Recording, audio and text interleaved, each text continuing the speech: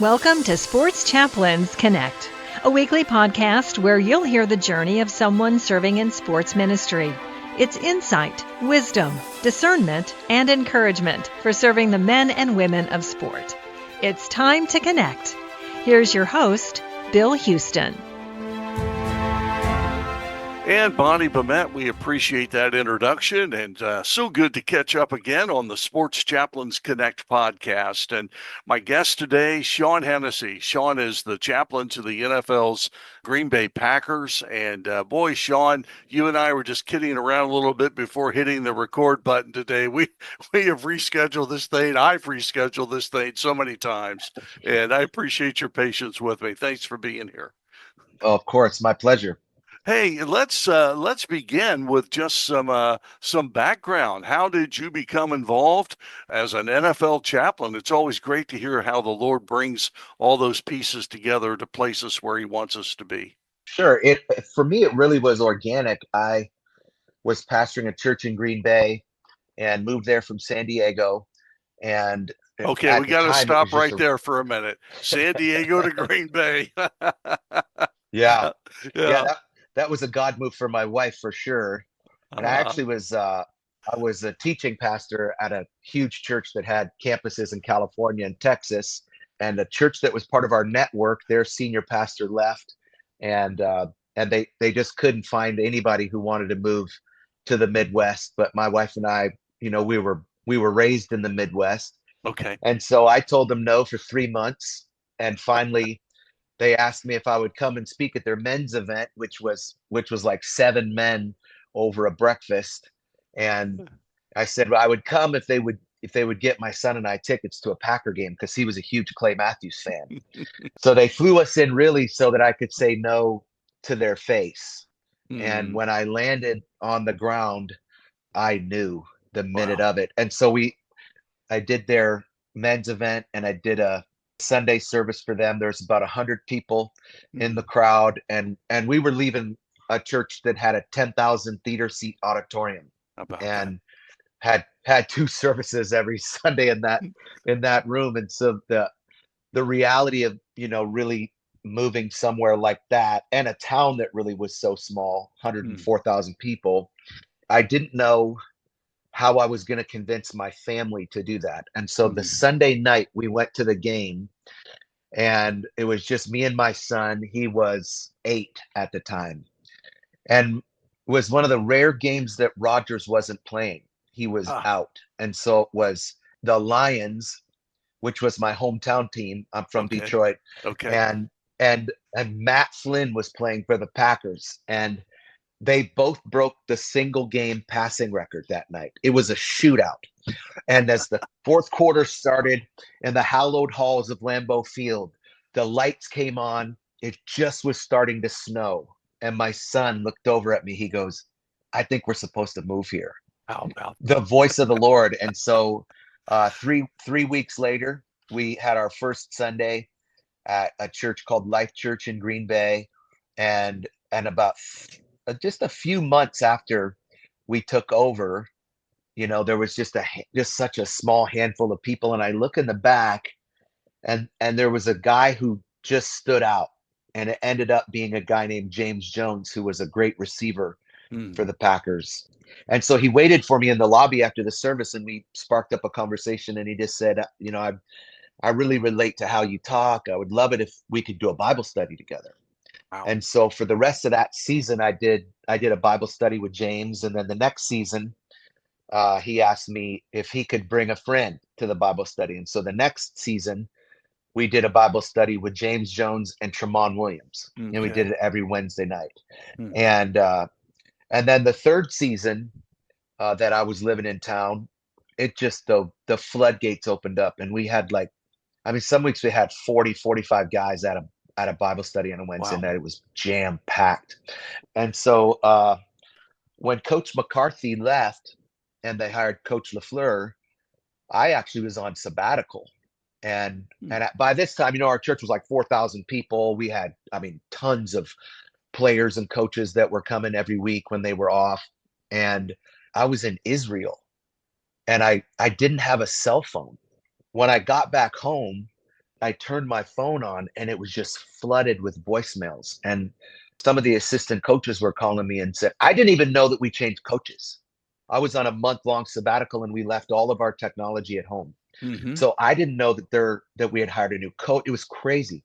And so one of the assistant coaches, I called him back and he said, Matt's trying to get a hold of you. And I said, who's Matt? He said, Matt LaFleur, our new head coach. He's wanting to have a conversation with you to see if you'd be interested in being the chaplain of the team. And so I got in touch with Coach LaFleur and instant camaraderie with Mm. him. He's such a Okay. great guy, a believer, and a family guy. And and he's from Michigan. I'm from Okay. Michigan. And Yeah. I just instantly I felt like the Lord said, I'm not just calling you to serve the team. I'm calling you to serve the coach. Mm. And so I took that as a personal challenge, and he didn't make it easy. The interview process was thorough. In Mm. fact, he had me interview with another chaplain who Oh, had been one of his previous chaplains, and so he wanted to get his feel for me, and so it took about another month, and it was a funny story because I in the meantime of that, I had flown over and I was speaking in Derry, Northern Ireland. I got a call on my cell phone, and it was Coach LaFleur, yeah. and he said we'd really love it if you'd come and if you'd be the chaplain. And I said, man, I would love it. There'd be nothing. I'd be more honored. And he said, all right, well, we need you at practice tomorrow. I was like, bro. So I had to leave Derry, drive through Belfast, get to Dublin, take a red eye from Dublin to Green Bay, and practice started at 1, and I landed in Green Bay at 12:15 Oh my and drove goodness. over to Lambeau Field. And so he introduced me, and it's been Bill. I mean, there's a lot of things that I've done in ministry, and I mean, I still pastor that church. Yeah. We're getting ready to. I mean, we have different campuses in different cities. We're getting ready to launch one October 5th in Seattle. Wow. And of all the things I've done, I love the chaplaincy. Yeah. It's Yeah. if I had to choose one thing to do, that's what I would choose to do. Yeah. I mean, I'm at an age now where almost every guy on our team, I think every guy on our team is young enough to be my son. Okay. Okay. And so that dynamic has changed. This will be my 7th season. The dynamic has changed so much in that. And so some of the assistant coaches, some of those guys are my best friends in the world. Yeah. And so it's Yeah. just opened up a whole nother avenue and an avenue of influence, to Mm. be able to, I stay in contact with guys when they leave, with guys when they retire. Mm-hmm. And so, I go and I speak at their football camps, or they keep me up on their sons, like Tremont has a son who's a hot recruit Okay. in football right now. And so he sends me film, and it's cute. How I about kind of feel that? like they call him T2.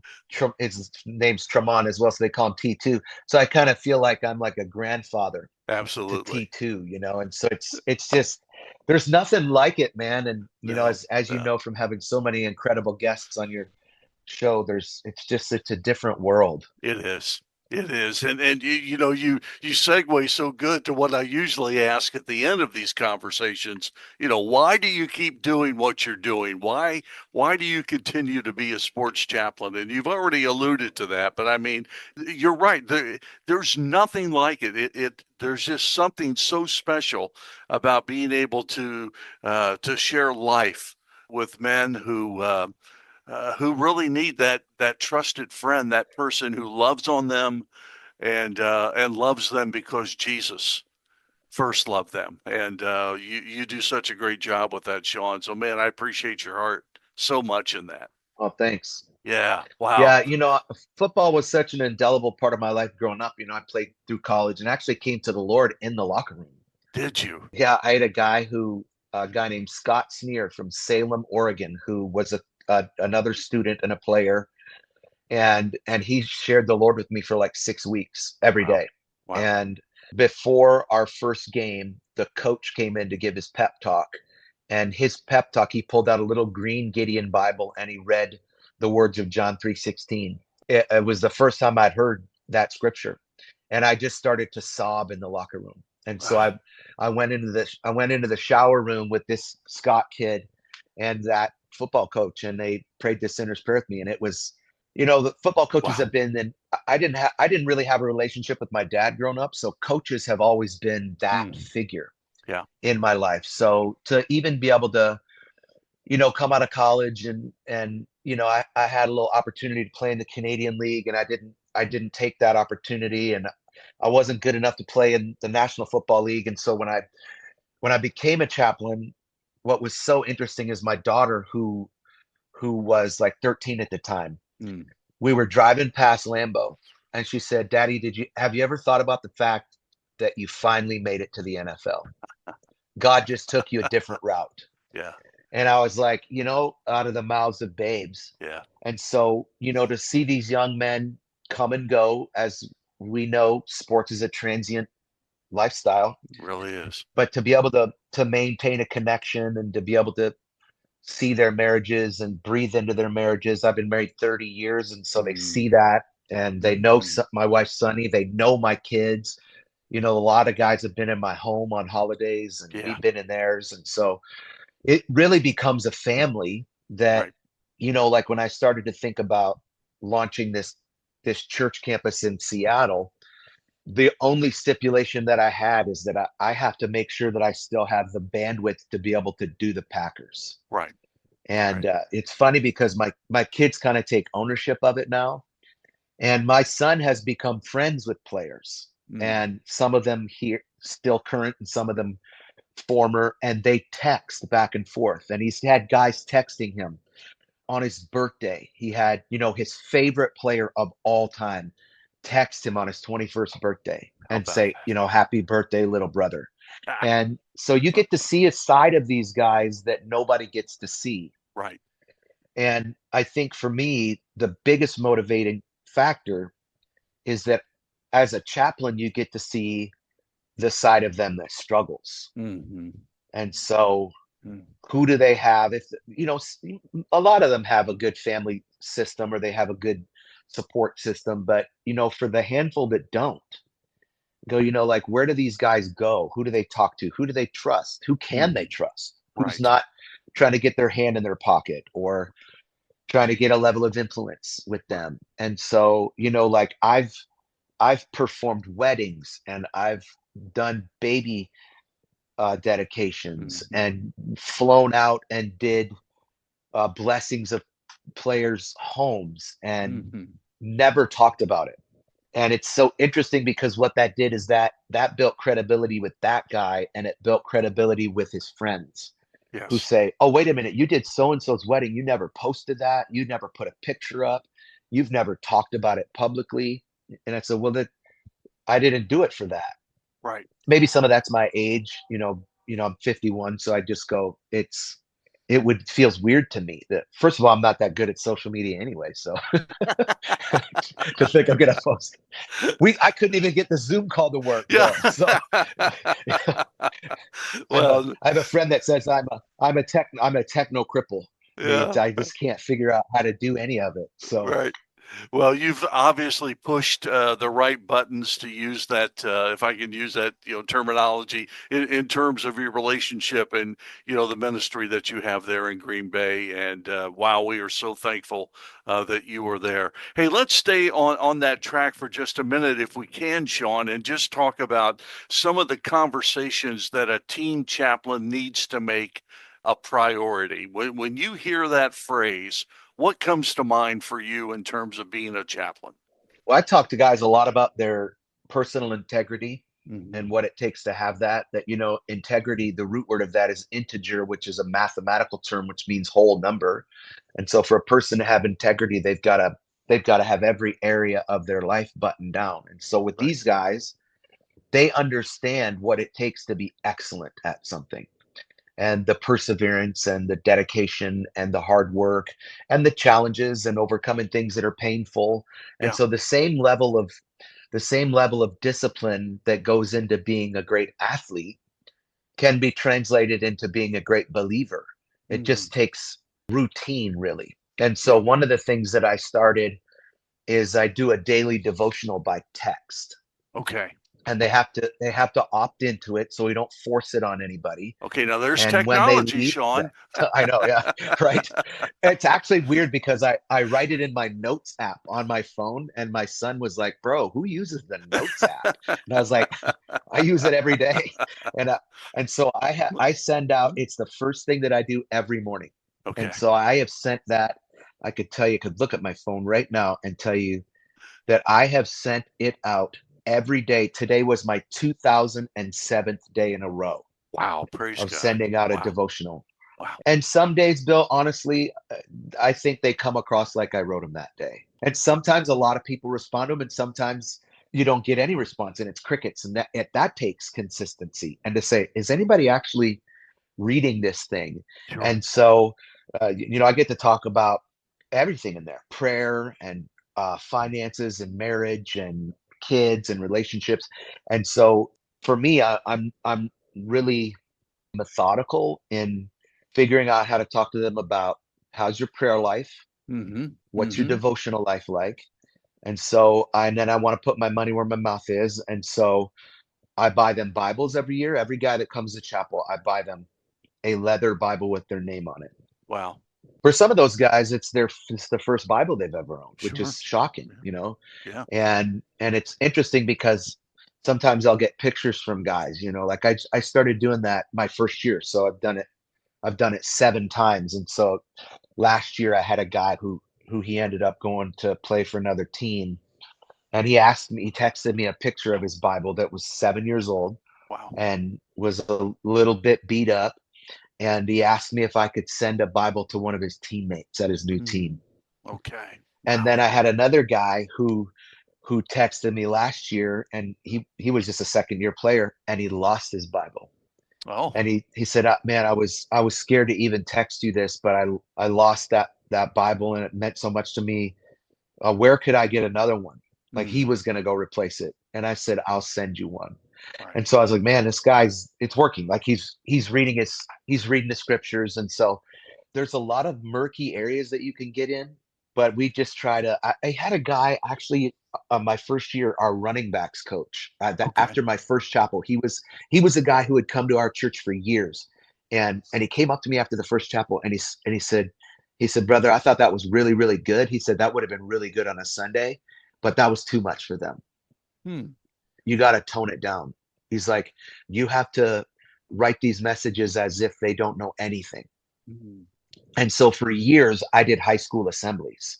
So I started to do chapels like that, right? Yeah. So what would I want to do to a guy? I consider them all new believers, right? So during chapel, I speak as if they're young new believers, and then I give opportunity for them to do like a Bible study or Okay. devotional where we can go deeper. It's working, I think. Yeah, I think it is. Shawn, as you were sharing those stories, I could not help but think the player who lost his Bible, he was confident Mm, enough and you had a good enough relationship with him that he could reach out to you and say, "Hey, man, bro, I lost that Bible. Can you help me out here? What can I do?" And for the coach to come to you and say, "Hey, that was a great message, but you need to," for them to be able to do that with you, Shawn, the word that comes to mind for me is trust. They just trust you. mm, And without that trust, as a chaplain, we have no road to walk on. They have to mm. trust us. And I love what you're doing there, man. That is so good. Oh, So thanks. good. Yeah. Yeah, thanks. Well, listen, I know a new season is coming our way. We're going through OTAs and training camps are coming and just a lot's happening. As you think about this new season, what's the Lord laying on your heart, Shawn, as you begin another year of ministry as a sports chaplain? I mean, I think for the guys that we have, the thing that I've been thinking about is another level. And how do we go from the level that we were at spiritually last year up to the next level? Okay. And then how do we incorporate our new guys into that? It's always interesting to get new guys to come in because we have a couple of guys last year that came from really, really strong college chaplaincies. And so that's helpful. But then Yes. sometimes we get guys where they didn't even think about it in college, you know. Okay. And so honestly, what's interesting is, and I've communicated this to my wife, a lot of times the young guys, they come in because they're scared. You know, they're just looking for a safe place to sit. And, Yes. you know, so with the older guys, how do we go to another level? Well, we have to take somebody with us. And so we're always encouraging these guys to be on the lookout Hmm. for another guy to bring Right. with them. And so that's been connecting with guys because I think it gives them a sense of purpose. We can come to that guy and hold him accountable if his guy's not at chaplain. Hey, why's so and so not coming to chaplain anymore? Are you not bringing him? Are you not communicating with him? And Yeah. so yeah, if we can, how do we go to another level? I mean, we're gonna have to go to another level in every area of our life at all times. Yes. So let's start that now when you're 24, and we just do it incrementally spiritually, right? And so that someday when you have kids, like you're going to have to go to another level as a husband when you become a father, when you retire from the NFL, you're going to have to go to another level in your business sense, and then we have the opportunity to even talk about, did you get your degree? If you didn't Hmm. get your degree, make sure you go back and get your degree in the off season. If you did get your degree, have you ever thought about going to graduate school? Have you thought about Hmm. getting your MBA? Right. Have you ever thought about doing ministry? Yeah. Is this something that you'd be interested in? Would you want to be a pastor someday? We can Hmm. help make that happen. And so what it does is it allows us to leave the football out of it. I try to leave all football out of it. I I tell get my a lot of friends, like, that. yeah, and I honestly, like, I was talking to somebody about this the other day, that I go, like, I'm in full-time ministry, and so when I'm not at work per se, I Hmm. don't always want to talk about the Bible. Sometimes I want to talk about sports, or I want to talk about what's my favorite restaurant. But Right. I think people's natural inclination when they get around me is they want to talk about church, or they want to talk about the Bible, or they want to ask me about a scripture, and it's fine because it's part of my calling. But I go, there's so many different layers to me that I want to talk about other stuff. I have other interests. And so with these Hmm. guys, like, this is their job. That was the thing to me that was the most revelatory aspect when I came in, is that this is their job. They call it work. They work long hours. Yeah. My dad worked at Ford Motor Company for 40 years. He worked on the assembly line. Most of his career, he worked 12-hour shifts. Wow. So the level of exhaustion there, even mentally, he had to have such focus. Hmm. These guys, the level of effort that it takes beyond the physical, Hmm. the mental aspect, the emotional aspect, the Yes. stress that comes from, like, if you or I turn our ankle, we can still do whatever it is that we do for a living. Right. For some of these guys, that's make or break. That's a That's it. lot of pressure for a 24-year-old kid to live under. Yeah. And so how do we communicate with them? And a lot of it for me during the regular season and the playoffs especially is just presence. I Mm-hmm. just try to be around. I try to make myself available. I try to not, push myself on guys. And so, like, I travel with the team on away games. And so I think it's a lot easier to connect at away games just because there's a lot of lobby time, Okay. where you're in the hotel lobby, or you're on the plane, or so that's a lot easier. But yeah, just even being available. And so then when you communicate that to them, right? Hey, how are we available? Well, you have to be available for your family. You have to be available, the coaches. You have to be available mentally. You have to be available emotionally, spiritually. Hmm. So maybe we'll use that word this year. Wow. Available. Are There you you go. available? That's a huge one. Yeah. Boom. Good There you go. stuff. Well, Shawn, I cannot tell you how much I appreciate our time. And I know we've rescheduled, like we said earlier, many times, but I'm glad it worked in. And now I know why. Because, man, Yes. you're a gem over there. Keep doing what you're doing, dude. Thank you. And keep loving on those Thanks. guys. And we'll be praying for you and the rest of the chaplains across the NFL. And let's catch up again. Let's do this again sometime. Let's do it anytime.